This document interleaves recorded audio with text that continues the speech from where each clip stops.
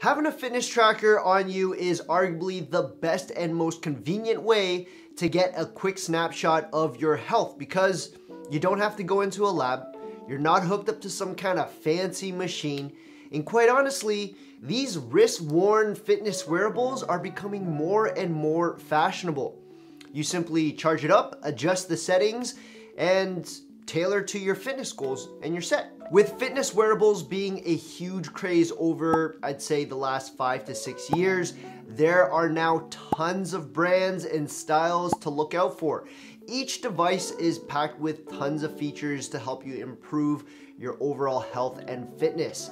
That's why in this video, I'm gonna put 3 of the main wearables that I've personally used in the last fitness challenge head to head to see how they perform when you compare them against each other. And I'm gonna be going over some of the key features and metrics that you should be looking out for when picking out a fitness tracker. Let's go. Hey, what's up? It's Mason from Self-Made Athletes, and on this channel, it's all about helping you take your health and fitness to the next level. And so recently, we've been going through this 45-day fitness challenge, and for many of us, the first step to leading a healthier lifestyle is simply moving the body, going back into the swing of exercising, especially from New Year's, right? I've also briefly mentioned that there are some other aspects in health which include diet, recovery, fitness trackers to help us reach those goals faster. But if you're interested on the fitness side of things, be sure to hit that subscribe button. Now, let's talk a little bit about the fitness trackers or fitness wearable craze that's got everyone moving just a little bit more. These workouts were definitely not easy, and obviously I don't expect you to strap yourself into multiple devices like I did. One will do the trick, but my question to you is, what's the real reason we want a fitness tracker? Are we on the borderline of having some kind of health concerns that can be avoided by simply moving more? Or are we really trying to dig into the metrics that are provided to us on these handy devices? More times than not, we forget the real functionality of these fitness trackers and what they're meant to do. And quite honestly, that's just to provide us a baseline understanding of our health and our fitness level at any given moment. Now, there's tons of ways for you to measure your fitness. And I mean, if we date back to how activity trackers actually started, this tech has been around since 1780 when we first had a mechanical pedometer. That's when it was invented. Yep, roughly 242 years ago, we were tracking our steps and distance and trying to stay in shape. So definitely it's not new, it's just branded and marketed differently nowadays for better awareness. In 1965, so about 57 years ago, Dr. Yoshiro Hinata invented the Mampoke. I do apologize for my Japanese. This translates to about 10,000 step meter.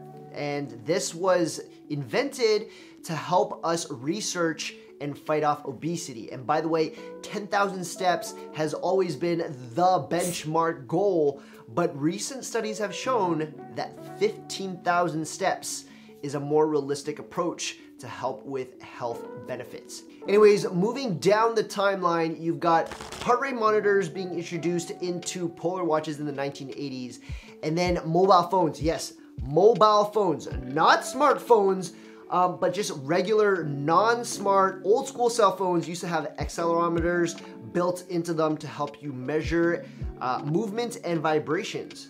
And y'all probably don't care about this, so let's fast forward to today's age, where wearable tech, essentially smartwatches, have really taken this fitness tracker industry into a whole new level, and it's become more mainstream. If you've got a winning product in mind already, be sure to leave a comment in the section below as to which fitness tracker you like and why. I would be really interested in knowing what's out there at the current moment, but I'll leave a link in the description down below for all the products that we're going to be talking about today. You can do your own product research and the respective features of each product. Now, if the price point is the only thing that you're concerned about, the Apple Watch Series 3 starts off at $199. And before y'all say anything, yes, I know, this is an old school Apple Watch. It was the latest Apple Watch right now is like Series 7, but at the time, this is the only one that I had, so this is the one that I'm reviewing. The Lion heart rate monitor is about $50 US, and we've got the Whoop fitness band. It's actually $0, but users need to buy a monthly subscription. It starts off the base package at $30 per month, and I'll be reviewing the Whoop 3.0 band. This is the one that I've got on, but there's a newer one. It's the 4.0. It's just been recently released, but it's been quite slow to get to me, so I can only review this older version at this time. Hopefully I saved my ass on the whole old model thing. I like to save a little bit of money, especially when it comes to these kind of things, when there's going to be new releases that come out so quickly.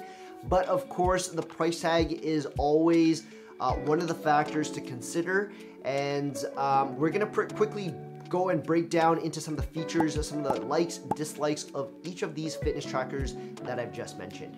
Hopefully this isn't news to anyone unless you've been living under a rock for the last decade, but Apple has done a fantastic job with integrating and prioritizing health into its ecosystem of products. Evolving from using old tech of simply tracking steps and elevation on the iPhone to minimizing all its tech to be used and worn on the wrist. So this right here with an additional heart rate monitor so you and I can keep an eye on our heart health. Obviously, the Apple Watch was a complete game changer in this industry, right? Like you still had all of your important Apple stuff with you, like listening to music, maps, texting, paying for things on your wrists. But more importantly, the Apple Watch actually allowed you to track your workouts, the way that you move, when to stand up. It alerts you when you need to walk, how much exercise you should be getting, and what kind of metrics really mattered when you exercise. And alternatively, you can add a bunch of apps to help you discover an endless range of possibilities with your Apple Watch, like tracking your sleep, tracking menstrual cycles, guided mindfulness, breathing, calling emergency services immediately when the watch was able to detect irregularities with your heart rate. These are all super powerful features that still not a lot of competitors can offer, but Apple injected all of this flawlessly into this little product right here. And if you're an Apple user like me, there's a whole ecosystem from your iPhone to your MacBook, everything Apple. It just makes sense. In regards to the actual measuring of metrics, even though this is the 3rd series watch, it's grown and superseded a few generations over now, and I think the 8th series is about to come out, but it's still a pretty powerful wearable. This was and is Apple's flagship device for fitness and longevity. The biggest capture point for the Apple Watch is your heart rate, and it uses optical heart sensors to tell you what your heart rate is and other things like calories burnt and things like that. It's also waterproof for those of you who like to do a little bit of swimming or water sports. But what makes the Apple Watch so interesting is that you can download a bunch of apps like Calm, Sleep Cycle, Auto Sleep. All these things will help you track your recovery aspect of your health. And each app is slightly different, so I'm not going to go into them individually, but essentially you can track how much rest you're generally getting, how much of that time in bed you're actually asleep, and how deep of a sleep you really go into. And most of them will use Apple Watch's microphone on the side to listen to your breathing patterns, as well as your motion to help detect how deep of a sleep you really got into. It's some pretty powerful tech. Now, the one thing that I don't like about the Apple Watch as a fitness tracker is how much screen real estate there is. I know, right? It's like, I'm not even complaining about the actual tracking. I'm just talking about how big of a scaredy cat I am when it comes to smashing the screen. In fact, this happened to me once. It happened to my screen protector. And don't get me wrong, I love how elegant the 1.65-inch display screen is, but I'm just really scared of scratching it or cracking it or something. So this was my experience. I was doing a kettlebell clean, and right when I racked it onto my shoulder, I hit the corner of the Apple Watch and the screen protector cracked and shattered. Now, thankfully it was just a screen protector, but even being careful, some of the exercises and movements, if you don't think twice, and by that time it might be just too late. Like, I don't know what to say. If you're in a HIIT class or some kind of functional fitness session, there's a lot of different types of movements, lots of weights, different types of workout accessories. This could increase the chance of an incident happening. But I mean, if you're just a regular gym goer and you do the same split, and most of the time your weightlifting routine is pretty static, I mean, you probably don't have to worry about breaking your precious Apple Watch screen.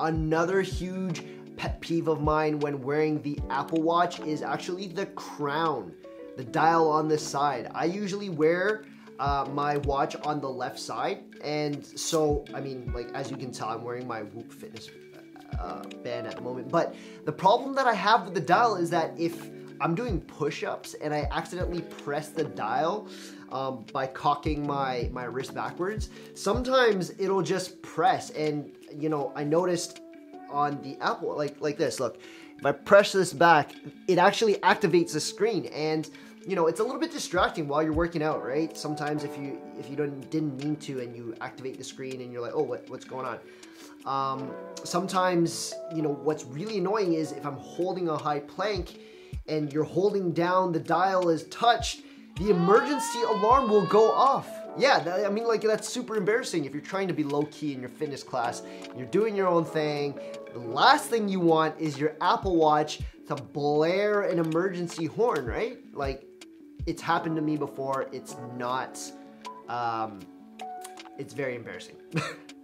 The last thing that I personally don't like about the Apple Watch is the wristbands. Now, this has nothing to do with the design or the flexibility of being able to interchange wrist wraps or wristbands. It's more of a personal thing. And if you haven't noticed from some of the workout videos already, I sweat a lot. And so proper maintenance of the watch is consistently needed. Yes, I do wipe off the sweat and I clean the surface, I clean the light sensors in the back, but sometimes it just might get into the cracks. There's buildup of a bunch of stuff and it gets into the crevice. And anyways, like I said, it's got nothing to do with the design itself. I just found more often times than not, I'm constantly taking the straps off, I'm cleaning it out. I used to have a Nomad rugged wrist wrap, and I was just constantly cleaning it. Eventually I had to replace it like 2 or 3 times in a very short amount of time. So if you don't sweat profusely like me, you've got nothing to worry about. My verdict on this is that it's an amazing fitness wearable, but overall general device as well. It delivers great value as an older version. I think of it as this. For this version to still be available for sale on the Apple website, that says a lot. It says something on how good it is. You don't see Series 4, you don't see Series 5, no. Series 3 is still available at a heavily discounted price. And if you're an Apple user already, it really unlocks a lot of fitness tracking capabilities along with your everyday essentials. However, if you're not an Apple fan, this might not be a good option for you because, to my understanding, this version of the Apple Watch does not act as a standalone. So you're gonna need an iPhone in order for it to work. And for some of us, we just want the latest and greatest stuff, which is totally fine. All right, next up, I'm gonna talk about the Lionheart heart rate monitor.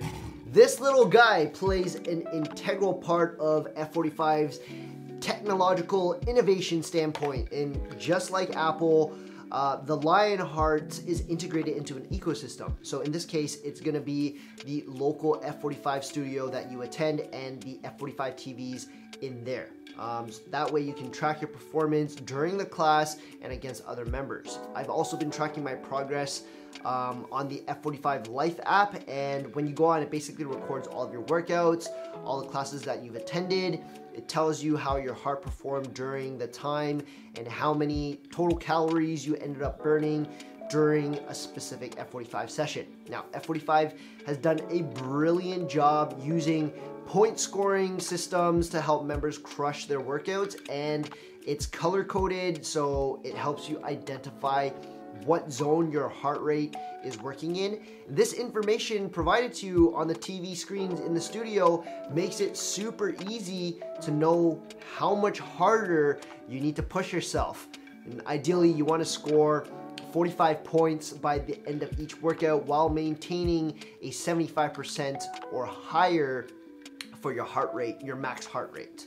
The cool thing about the Lionheart is the use of the Ant Plus technology. It allows you to pair with other devices outside of the F45 studio. So you can record your workouts on other wearable devices as well, fitness and gym equipment that F45 studios don't have. So brands like Garmin, Coros, Papago, Bauer, Suunto, these are all popular amongst runners, cyclists, and triathletes. Now, some of y'all might say, if my watch or fitness tracker can already capture all these metrics, why do I need this Lionheart? Well, the simple answer to that is the heart rate monitor is designed for those who are working out at F45. It's mainly used by members in that community. But for those who work out at F45 and do additional stuff outside, this bad boy can measure those workouts as well. And that's probably why you can only find or buy the Lionheart at your local F45 studios. I think that it's quite hard to find online, and I don't actually know if you can cop one anywhere outside, but feel free to give that a try. They do go for about $50 US, and they require a battery and a chest strap for it to power on. And unlike the fitness trackers that you'll be wearing on your wrist, the Lionheart heart rate monitor does not use optical sensors to help you track your metrics. It's a heart rate chest strap.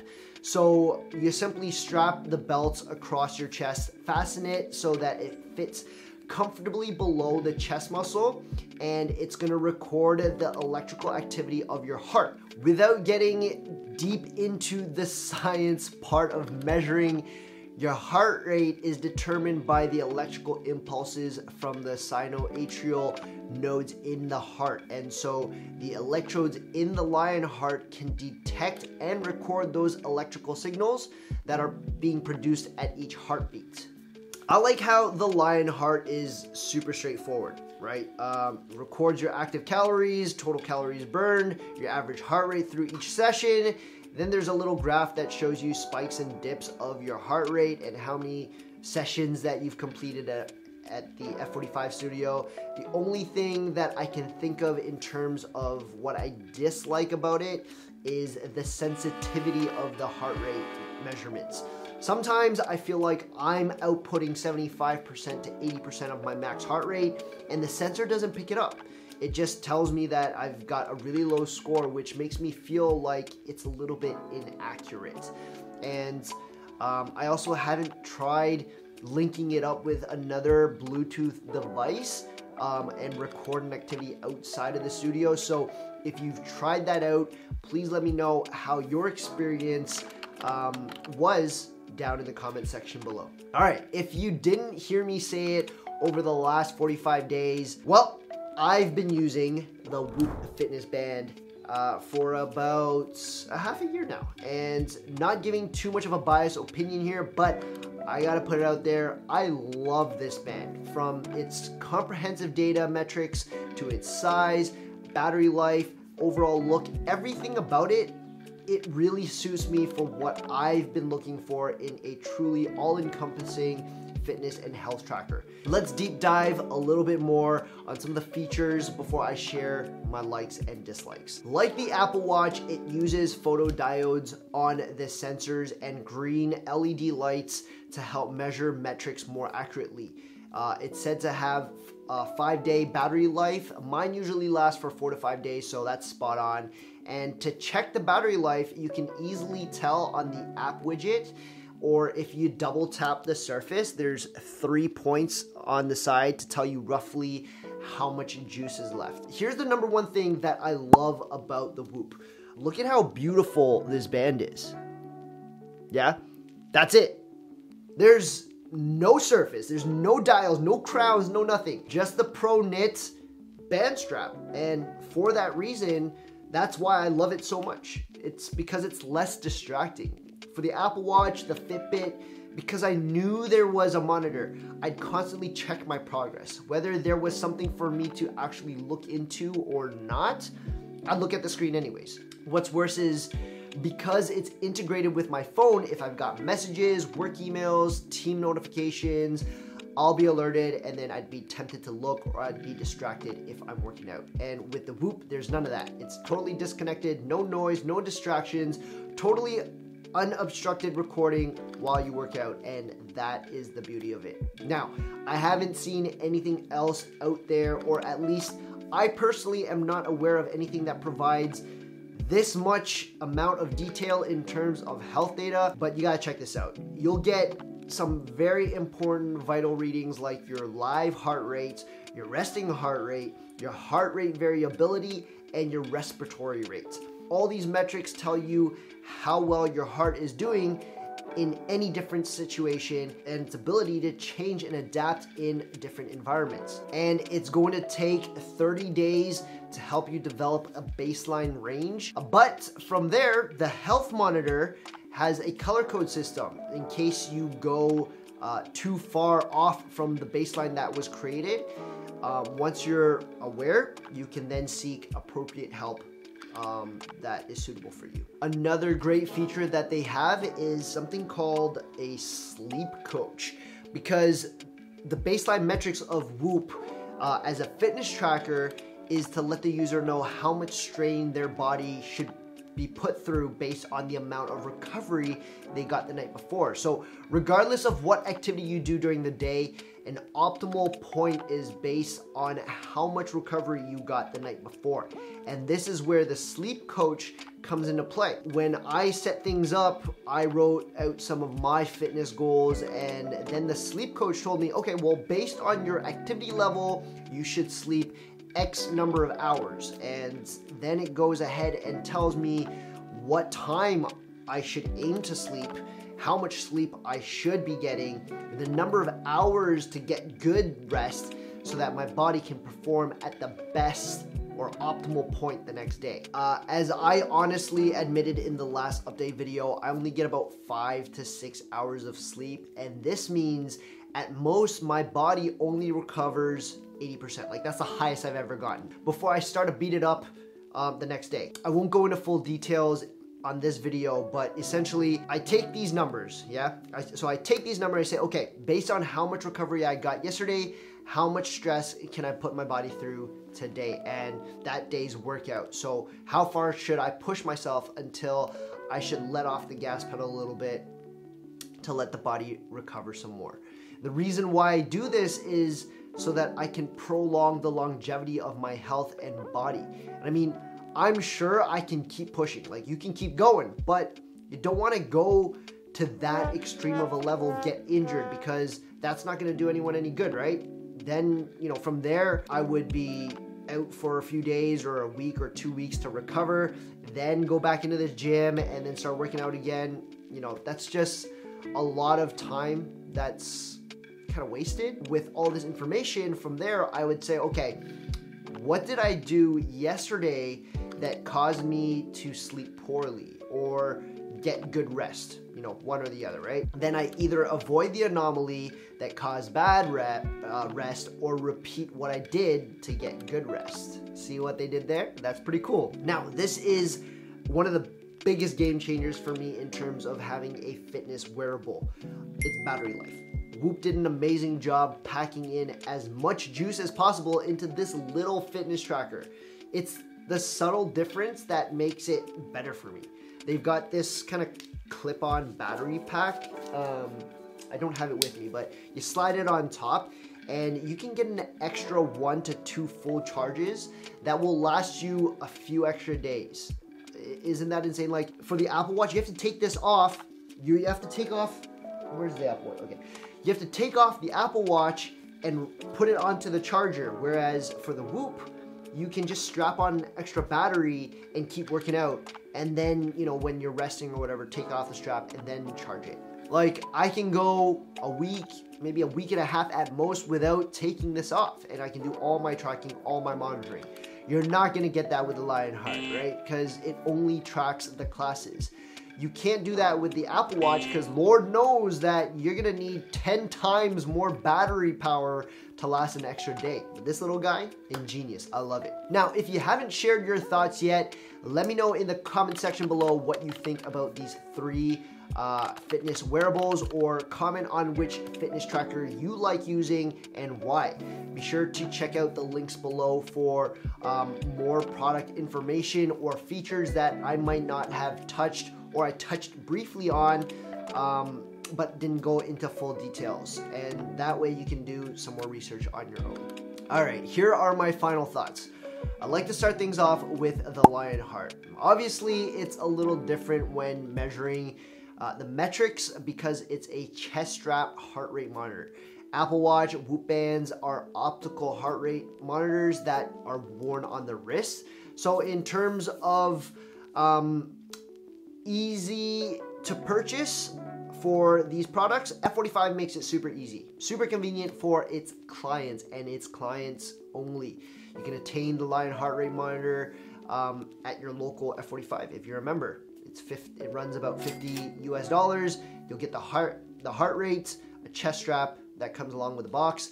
It's battery powered, but it's not included, so you're gonna have to buy that separately.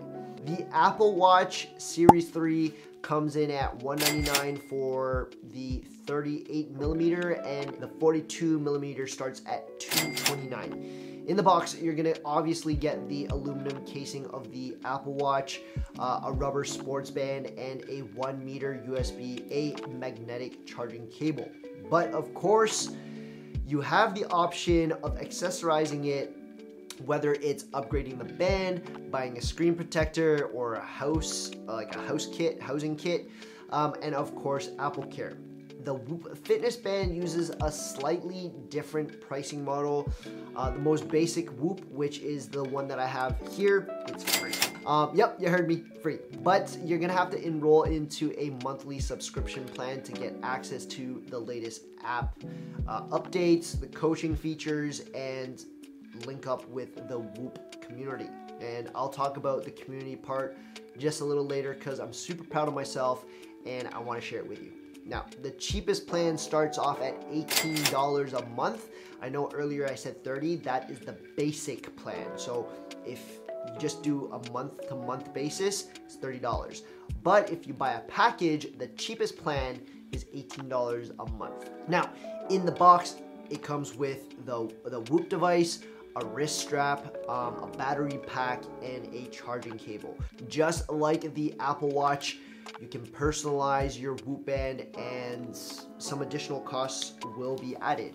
So I did a little engraving just to kind of showcase, yep, it's for me, it's a message to myself. They can be worn as a sleeve, it can be housed in your boxers or your shirts for guys, or in a bralette or leggings for the ladies. And these are some really new and interesting ways of wearing fitness wearables now, and I personally would love to try that in the near future, you know, just wearing a shirt without having something on my wrist. If you're looking strictly at the numbers, the Lionheart is obviously the cheapest option. One-time payment, $50, but you got the AMP Plus connectivity with external watches or fitness equipment, but it might not pair with the apps that you want to use. If you're not an F45 goer, it loses a lot of value.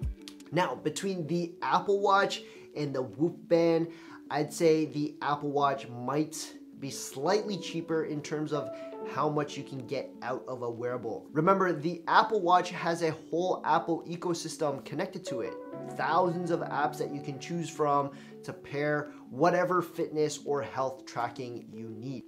The Whoop subscription will only allow you to track metrics through its curated app. So in terms of pricing, even though you pay a higher price upfront for the Apple Watch, as long as you wear it for more than 8 months, it'll be the option that you get the most bang for your buck. Let's talk about battery life performance. I personally have mixed reviews when it comes to Lionheart, how long the battery lasts. Since it runs on a physical battery, you'll have to buy it separately. You can pick up a pack at Walmart for a few bucks, and sometimes the battery will last a few months, which is great. Other times, you'll put a new battery in and a low battery icon will show up, and this might affect your metric tracking for that session. From my experience, the Apple Watch lasts me for under 18 hours. And I'm always checking the screen, whether it's from notifications, alerts, daily fitness goals, progressions.